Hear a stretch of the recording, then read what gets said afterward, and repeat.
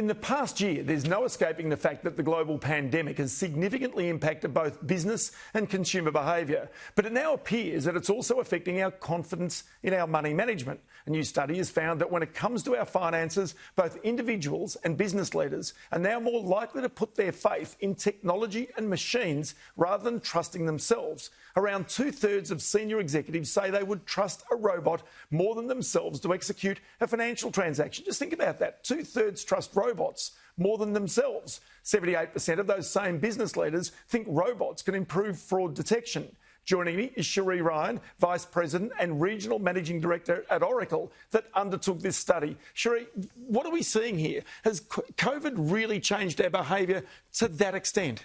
Well, I think that we've always had a deep and very unconscious relationship with money and a very irrational relationship with money. But what's happened over the 2020 period is people have changed how they see and how they relate with money.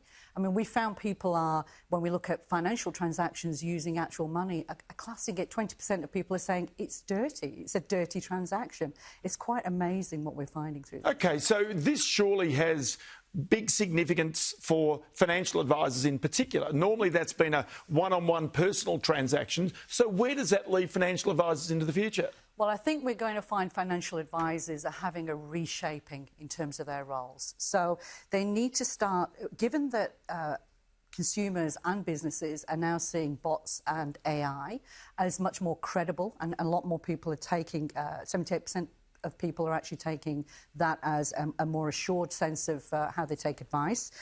Those financial advisors need to look at upskilling. They need to look at how do they take AI advice, how do they use that and add value to that when they start talking to consumers. So it's really a reshaping of their roles, and it's going to be a very interesting time as we move forward. So why is it, do you think, fundamentally, that people around the world, but certainly in Australia, we've been big uptakers of technology in the past, but why is it that right now we are prepared to trust technology more than we're prepared to trust individuals, people in front of us, as it were?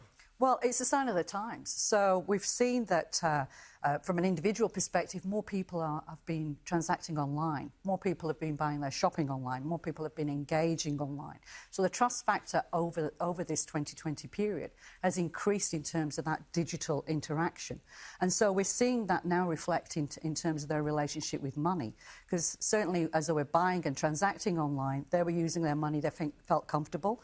They started initially reluctant, but they certainly moved into a much stronger understanding of how they can buy their goods and services. So it's goods and services, it's advice, it's financial transactions. Just explain one thing to me. Oracle's undertaken this research. Obviously, you've had a motivation to do it.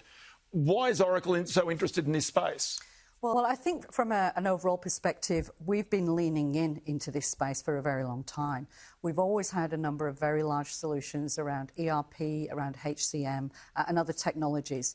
And we've certainly worked in the finance area and leveraged AI and machine learning.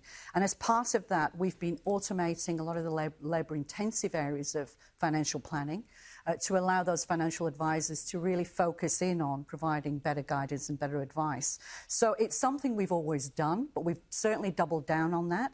And from an Oracle perspective, every 90 days, we're actually adding new and enhanced features. And certainly in the current climate, it's never been more important. In other words, what you're saying is this is a trend right now, but it's only going to get bigger as the machinery improves in the future and the software improves into the future as well. Absolutely. And we're giving the tools to those financial advisors, to those people in the finance teams to look forwards rather than backwards. And I think today we definitely need that kind of support. Cherie Ryan, many thanks for your time today. Thank you. Cherie Ryan there. Coming up, we're going to get an update on auction clearance rates around the country right here on Business Weekend.